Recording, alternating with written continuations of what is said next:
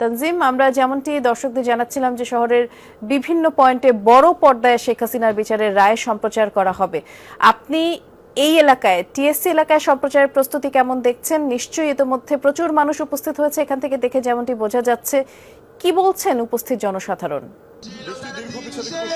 আন্তর্জাতিক অপরাধ ট্রাইব্যুনাল 1 থেকে আজ মানবতা বিরোধী অপরাধের মামলায় শেখ হাসিনার বিচারের যে রায় সেটি ঘোষণা হওয়ার কথা রয়েছে।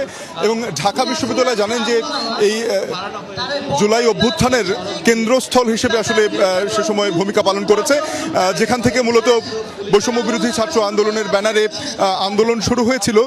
তো সেখান থেকে আসলে সেই কোটা আন্দোলন পরবর্তীতে গণঅভ্যুত্থানের রূপ নেয় এবং সেখানে দমন পীড়নের জন্য মূলত এই আন্তর্জাতিক অপরাধ ট্রাইব্যুনালের এই মামলা এবং সেখানে আজকে রায় অনুষ্ঠিত হতে যাচ্ছে।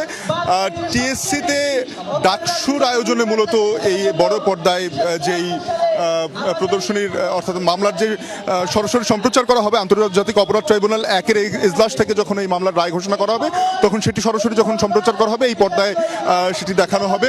ডাকসুর যারা আয়োজকরা রয়েছেন তারা ইতিমধ্যে এখানে এসেছেন এবং আসার পরে এখানে তারা আসলে এই বিচারের সর্বোচ্চ বিচার চেয়ে শেখ হাসিনার রায়ে যাতে তার সর্বোচ্চ বিচার তারা চাইছেন সেই দাবি তুলে তারা এখানে স্লোগান দিচ্ছেন এবং বারবার এখানে যারা এসেছেন তাদেরকে উজ্জীবিত করার চেষ্টা করছেন।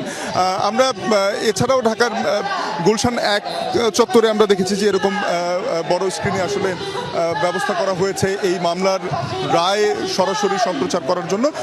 টিএসসিতে আমরা যেটি দেখেছি যে সকাল থেকে খুব একটা ভিড় না থাকলেও আজকে রাস্তায় গণপরিবহনও অনেকটাই কম। তো সেক্ষেত্রে আমরা দেখেছি যে সকাল থেকে খুব একটা ভিড় না থাকলেও এই যে বেলা 11টার পর থেকে আমরা দেখছি যে এখানে লোক সমাগম ধীরে ধীরে বাড়তে থাকে এবং এখানে আসলে সকলের জন্য সেই বসার ব্যবস্থা করা হয়েছে যেখানে তারা সেখানে বসে সেই রায় দেখতে পারবেন। এখানে আমরা যেই মামলার আসলে রায় ঘোষণার জন্য এরকম বড় পর্দা কিংবা ছোট পর্দায় আসলে সারা দেশব্যাপী মানুষ অপেক্ষায় রয়েছেন যে সেই কাঙ্ক্ষিত মুহূর্ত যখন বাংলাদেশে ঘটে যাওয়া একটি গণ অভ্যুত্থানে সাধারণ মানুষের উপরে যে দমন পীড়ন চালানো হয়েছে সেখানে আসলে তার প্রতিফলন কি হতে পারে সেটি একটি দৃষ্টান্ত হিসেবে চাইছেন সকলেই। তো এই ছিল আমার কাছে বৃষ্টি শুনছিলাম এবং সেখানে প্রচুর মানুষ ইতিমধ্যে জমায়েত করেছে। শাফিন, আপনার মাধ্যমে সেটিও দর্শকদের দেখাচ্ছিলাম। ধন্যবাদ। আমরা পরবর্তীতে আবারও ফিরবো আপনার কাছে শাফিন।